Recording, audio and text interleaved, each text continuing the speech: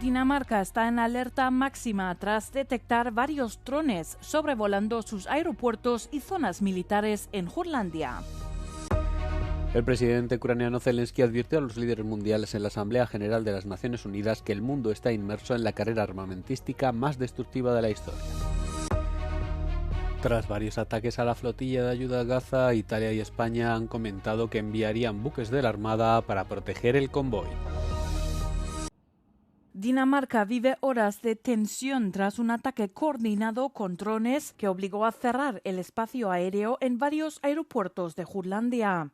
El aeropuerto de Aalborg, estratégico para vuelos comerciales y militares, estuvo cerrado 3 horas. En el aeropuerto de Billund, el segundo más grande del país, el espacio aéreo se clausuró durante 1 hora el jueves. También se vieron afectados los aeropuertos de Esbjerg, Sønderborg y Skrydstrup, todos cerca de zonas militares. La policía reconoce que aún no sabe cuántos drones participaron ni quién los controlaba. El caso recuerda a los incidentes registrados esta semana en Copenhague y Oslo, lo que ha encendido las sospechas de una operación extranjera. La primera ministra danesa Mette Frederiksen calificó lo ocurrido como el ataque más grave contra la infraestructura de Dinamarca en los últimos tiempos. El ministro de Defensa habló de un ataque profesional. Sin embargo, el Kremlin rechaza las acusaciones de estar implicado. Todo esto sucede mientras Europa está en alerta máxima tras las recientes violaciones del espacio aéreo denunciadas por miembros de la OTAN como Polonia y Estonia. En su intervención ante la Asamblea General de las Naciones Unidas, el presidente ucraniano Volodymyr Zelensky afirmó ante los líderes mundiales que el mundo se encuentra inmerso en la carrera armamentística más destructiva de la historia, impulsada por la inteligencia artificial y la guerra de drones. It used to be that only the strongest countries could use drones because they were expensive and complex. Now even simple drones can fly thousands of kilometers. War tech doesn't care about geography anymore. It's now reshaping it. Zelensky también tachó a las Naciones Unidas de ineficaces para las naciones en guerra, afirmando que estas naciones tienen que depender en gran medida de las armas y de tener, citando textualmente, amigos poderosos. The world is one of the most destructive arms race in human history.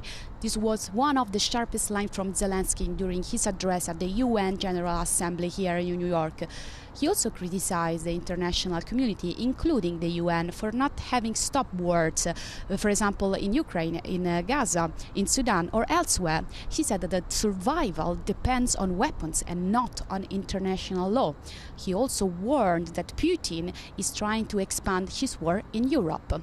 On Thursday, new addresses are expected to come, including from Palestine and the European Union. Eleonora Vasquez, Euronews, New York.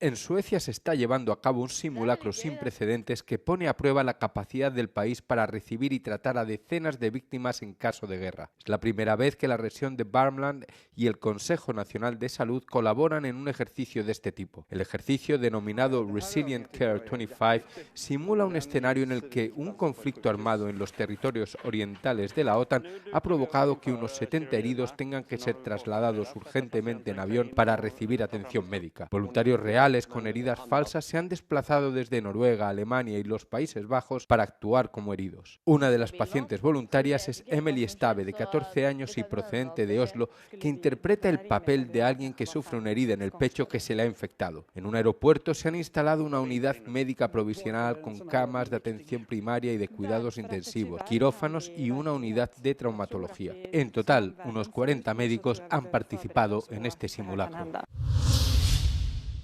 En la Franja de Gaza, al menos 17 personas murieron el jueves en ataques israelíes, según funcionarios sanitarios locales, mientras se mantiene la presión internacional a favor de un alto el fuego. Según el Hospital de los Mártires de Al-Aqsa, al menos 12 personas, entre ellas 8 niños, murieron en un ataque israelí contra una tienda de campaña y una casa en la ciudad central de Zawaida.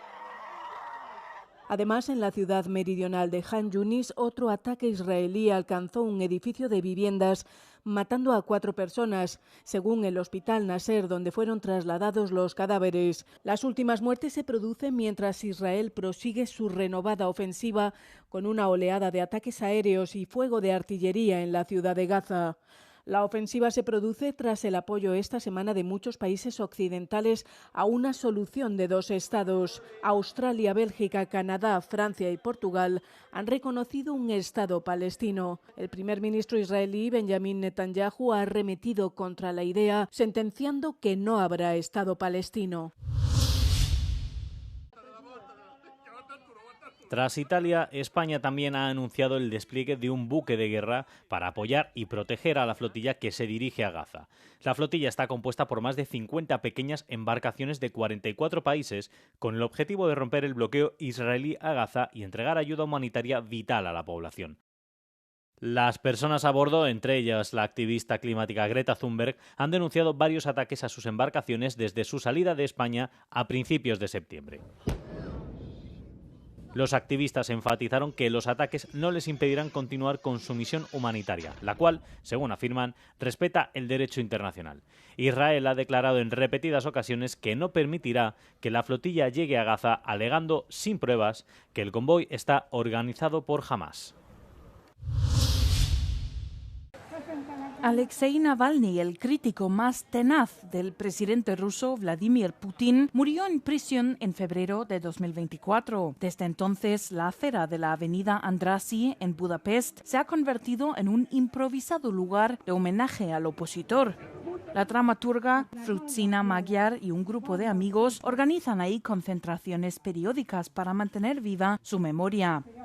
Pero la semana pasada el pequeño altar desapareció sin explicación. Frutzina y sus compañeros sospechan de una motivación política. Itt megállnak az emberek. Szóval fantasztikus volt, hogy itt például áldigáltam, és akkor jöttek szemmel át a külföldiek, Navalnyi, és megállnak. El grupo ha presentado una denuncia porque está convencido de que se trata de una consecuencia de la política prorrusa del gobierno húngaro. Rendek politikai indítatása van, elég súlyos. Las reacciones no se han hecho esperar. El miércoles el altar renació con más fuerza que nunca, con nuevas flores, velas y mensajes. En paralelo, el alcalde de Budapest envió una carta a los organizadores en la que manifestó su apoyo a la creación de un paseo Navalny. Estados Unidos está listo para obligar a Rusia a sentarse a la mesa de negociaciones con sanciones duras, pero estas restricciones solo funcionarán si los países europeos dejan de comprar petróleo ruso, según declaró Donald Trump en la Asamblea General de la ONU en Nueva York. También dijo que, debido a su buena amistad, persuadiría a Víctor Orbán también. Pero incluso la influencia de Trump tiene límites aquí. Tras la Asamblea, el ministro de Exteriores, Péter Szijjártó, declaró que comprende al presidente estadounidense, pero que Hungría no se desconectará del petróleo ruso, ya que el suministro energético estable del país solo puede garantizarse a través del oleoducto Druzhba. Sin embargo, según el experto en energía y ex subsecretario de Estado Attila Oloda, el ministro de Exteriores se equivoca. Olyan nagy az árelőnye az urának, hogy ezt szágában nincs a MOL-nak az Adrián vásárolni. De jöhetne, hiszen a lefejtő kikötőnek megvan a kapacitása, a vezetéknek megvan a kapacitása, bármit is mond a MOL. A MOL azért mond ilyen dolgokat, meg az, hogy neki technológiai problémák, mert nem akar lemondani erről a haszonról. Péter Szijjártó respondió al experto en el programa Egyenes Vezet de ATV. Soha senki nem próbálta ki, hogy milyen az, amikor a JANAF vezeték folyamatosan 100%-on üzemel. Nem is tud egy vezeték egész évben 100%-on üzemelni, ezt a kiváló szakértő úr is tudhatná, hogy minden egyes kőolajvezetéket le kell állítani egy bizonyos időszakra, annak érdekében, hogy a fenntartási munkálatokat elvégezzék.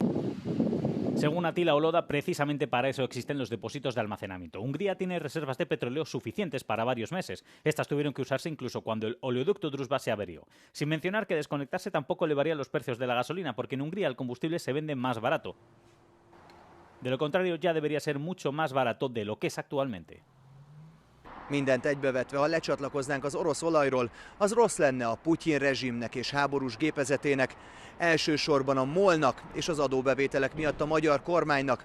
Egyedül csak a magyar fogyasztók nem éreznének belőle semmit. Siposogyi Zoltán, Euronews, Budapest.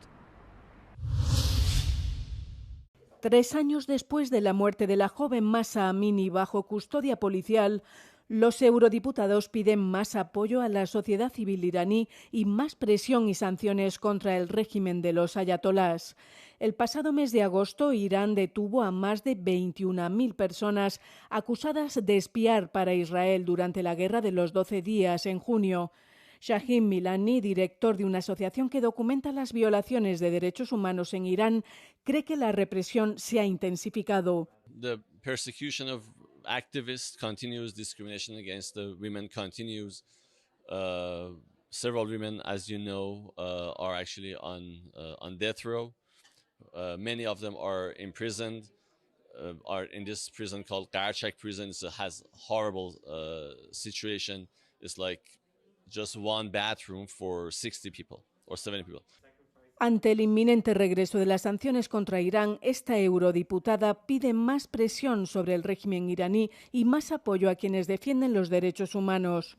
Well, it is quite important that we increase the pressure on this brutal regime that represses its own people, that also brings terror to the region and with transnational repression even to Europe. But at the same time, we need to make sure that sanctions are very targeted, that they are against the regime, that they make their lives difficult, but that we also strengthen those inside Iran who fight for democracy, who fight for freedom, civil society activists and others. Ante el estancamiento de las negociaciones sobre la cuestión nuclear iraní, Francia, Alemania y Reino Unido reactivaron a finales de agosto un mecanismo para volver a imponer sanciones contra Irán en un plazo de 30 días. El Consejo de Seguridad de la ONU ha dado luz verde a la reimposición de sanciones. Sin embargo, hay negociaciones diplomáticas en curso que aún podrían desembocar en un acuerdo de última hora. A falta de un compromiso, las sanciones económicas deberían restablecerse el 28 de septiembre.